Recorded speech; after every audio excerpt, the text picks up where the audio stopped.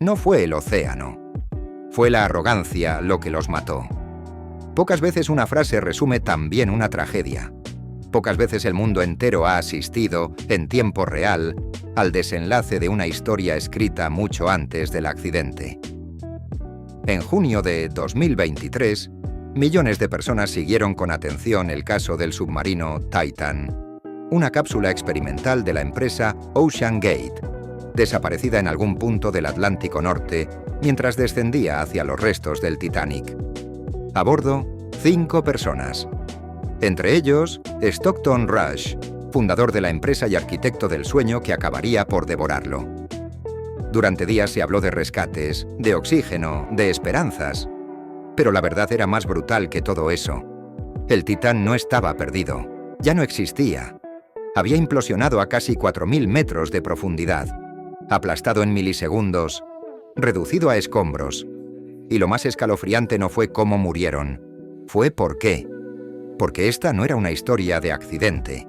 Era una historia de advertencias ignoradas, decisiones negligentes y un ego tan grande como el océano que pretendía conquistar. En 1912, el Titanic se hundió llevando consigo más que pasajeros. Arrastró el orgullo de toda una era. Era el símbolo de la invulnerabilidad industrial, del lujo sin límites, de un mundo que creía haber vencido a la naturaleza. Y fue precisamente esa arrogancia lo que lo condenó. Desde entonces, su historia ha fascinado a generaciones. Cientos de libros, películas, teorías, documentales. Y para algunos, no bastaba con conocerla desde la superficie. Querían verla con sus propios ojos, tocarla, respirarla. Stockton Rush fue uno de ellos. Pero su obsesión iba más allá del naufragio. Lo que le interesaba no era la historia del Titanic, sino la oportunidad que ofrecía. El lugar maldito donde convergían tecnología, clase, tragedia y negocio. Stockton Rush no fue un explorador en el sentido clásico. No era un científico de campo ni un ingeniero especializado en sumergibles, pero sí era un hombre acostumbrado al privilegio, heredero de una de las familias fundadoras de Estados Unidos. Su linaje incluía firmantes de la Declaración de Independencia, figuras políticas, militares, empresarios. Y eso le enseñó algo desde joven, que el mundo estaba ahí para ser conquistado. Quiso ser astronauta. No lo logró. Así que giró su ambición hacia otro abismo, uno menos explorado pero igual de letal, el fondo del océano. Fundó OceanGate en 2009, una empresa privada con una promesa clara y poderosa: democratizar el acceso a las profundidades, no para la ciencia, sino para el turismo de élite.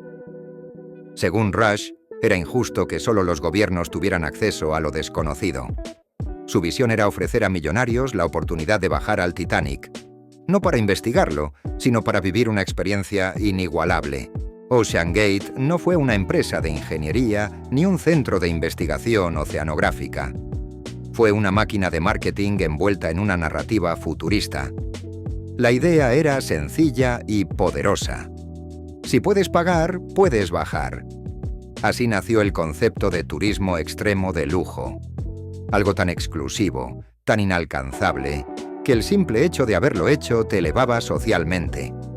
Los viajes costaban $250.000 por persona.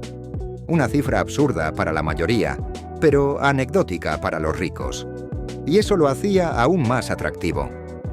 Stockton Rush diseñó la experiencia para ser vendida como una mezcla de aventura, estatus y redención histórica. En lugar de yates en Mónaco, ofrecía tragedias submarinas.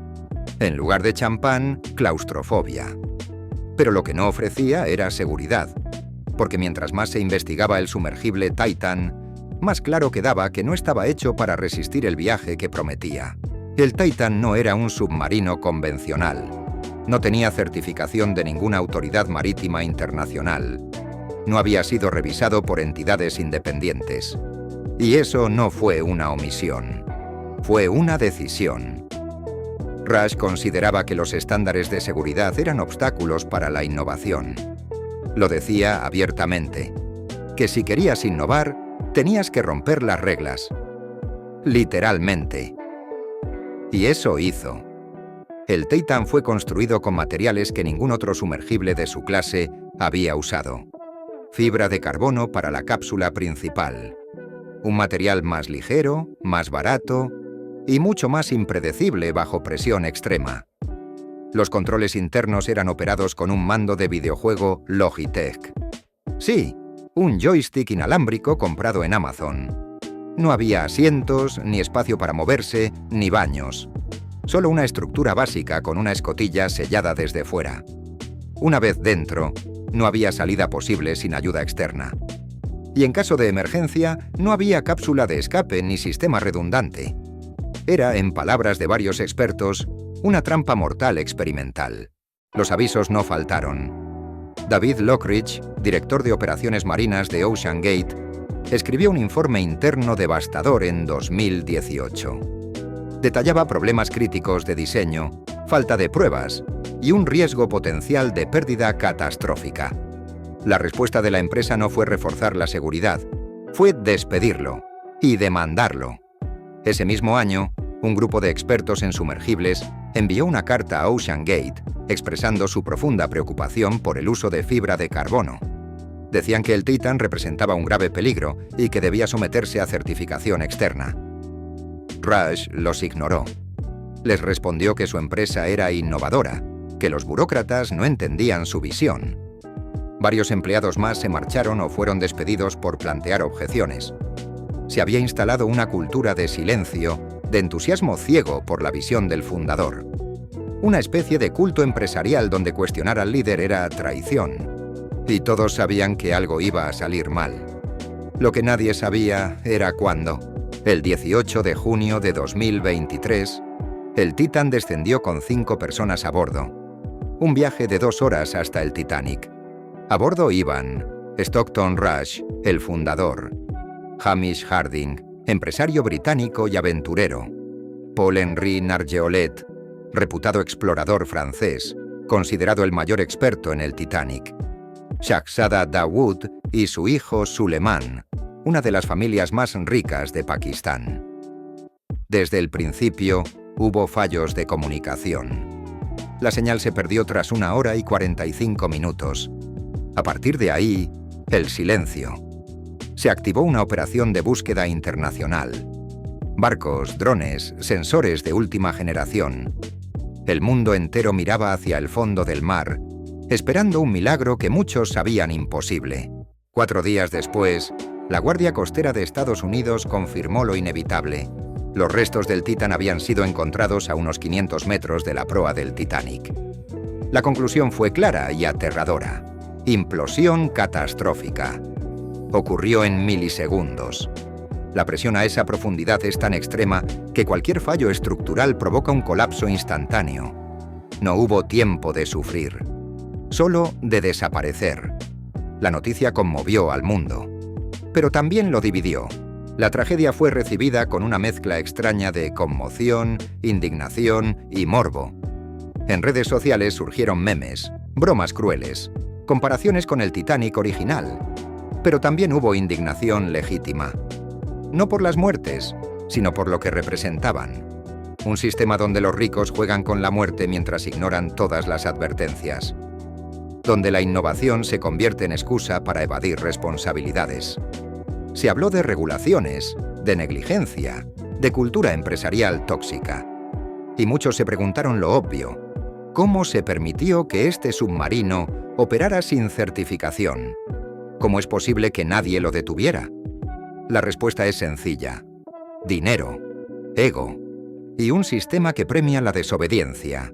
Cuando viene acompañada de capital, el documental de Netflix y otros que siguieron fueron más allá del hecho. Mostraron correos, testimonios de extrabajadores, grabaciones, entrevistas. La imagen que surgía era aterradora. OceanGate no era solo una empresa con fallos. Era un ejemplo de cómo la cultura del visionario puede ocultar la incompetencia. Stockton Rush no era un loco. Era alguien convencido de que estaba haciendo historia, de que los estándares de seguridad eran para mediocres y de que la innovación valía más que la vida humana. El Titan nunca tuvo que llegar tan lejos. Y sin embargo, lo hizo. No por error, sino por diseño. No por accidente, sino por orgullo. Stockton Rush murió dentro de su sueño y arrastró a otros con él. No murió como pionero, murió como advertencia. Y mientras el mundo aún mira los restos del Titanic con fascinación, ahora también mira los restos de otro naufragio. El de una empresa, el de una cultura, el de una idea peligrosa que confunde innovación con impunidad.